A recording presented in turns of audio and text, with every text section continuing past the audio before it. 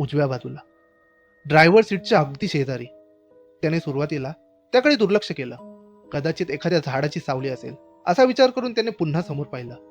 पण काही सेकंदांनी तोच भास पुन्हा झाला. यावेळी तो अधिक स्पष्ट होता. जणू पांढऱ्या रंगाची एखादी झलक कारच्या बरोबरीने सरकत होती. सुमितच्या हातांनी पुन्हा स्टिअरिंग घट्ट पकडलं. त्याने स्वतःला शांत ठेवण्याचा प्रयत्न केला.